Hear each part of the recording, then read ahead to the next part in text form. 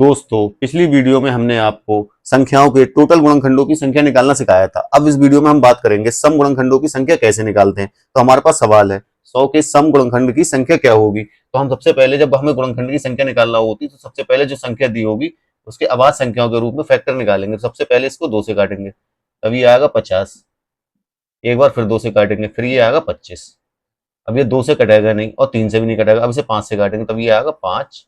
एक बार फिर 5 से काटेंगे, अब ये आ गया ये। तो संख्या 100 के हमारे पास अभाज्य संख्याओं के रूप में फैक्टर आ गए 2 गुणा 2 गुणा 5 गुणा 5। अब हम इसको क्या लिख सकते हैं, 2 की घात 2 गुणा 5 की घात 2। जब हमें टोटल गुणनखंड निकालने थे तो हम इन दोनों की जो पावर थी उसमें एक एक जोड़ते थे और उनकी गुणा कर देते थे। लेकिन जब हमें सम निकालना होगा, सम गुणनखंड की संख्या बराबर, जब सम गुणनखंडों की संख्या निकालना होगी तो सम वाला पद है, ये 2 है, ये सम वाला पद है, तो इसके हम घात में 1 नहीं जोड़ेंगे, इसको ऐसे ही लिखेंगे 2। और जो बाकी है उसके घात में 1 जोड़ेंगे। तो यहाँ 5 की घात 2 है, तो इसमें 2 में 1 जोड़ देंगे, 2 प्लस का 1, ये हो जाएगा 2 गुणा 3 बराबर 6। यही हमारे सवाल का आंसर होगा। 100 के सम गुणनखंड कितने होंगे, 6। जब हमने टोटल गुणनखंड निकाले थे तो 100 के टोटल गुणनखंड कितने आए थे, 9। उनमें से कितने सम होंगे, 6। दोस्तों, एक सवाल और लेते हैं जिससे आपको कंफ्यूजन दूर हो। तो हमारे पास अब सवाल है 360 के सम गुणनखंडों की संख्या क्या होगी। हमने संख्या ली है 360, तो सबसे पहले इसके अभाज्य संख्याओं के रूप में फैक्टर निकालेंगे 360। इसको 2 से काटेंगे, तब ये आएगा 180। फिर एक बार फिर 2 से काटेंगे, फिर ये आएगा 90।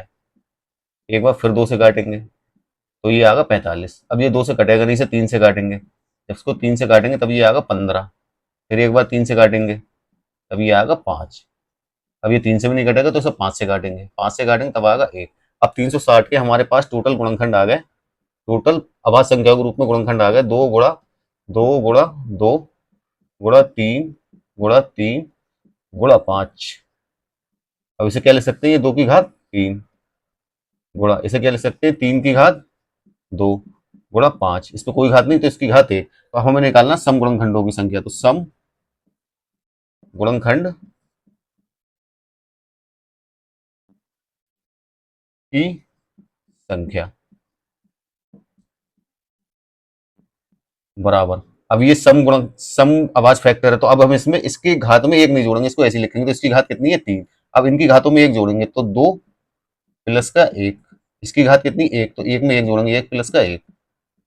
जब टोटल गुणनखंड निकालने होते तो यहाँ भी 1 जोड़ते, तो 3 गुणा 2 और 1 3 गुणा 2।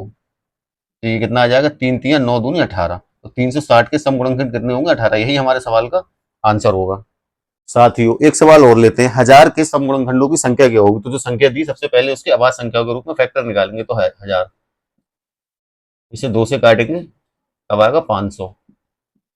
फिर 2 से काटेंगे, फिर आएगा 250। फिर एक बार 2 से काटेंगे, अब आएगा 125। अब ये 2 से कटेगा नहीं, 3 से भी नहीं कटेगा, तो उसे 5 से काटेंगे, तो 5 से काटेंगे तब ये आएगा 25। एक बार फिर 5 से काटेंगे तब ये आएगा 5।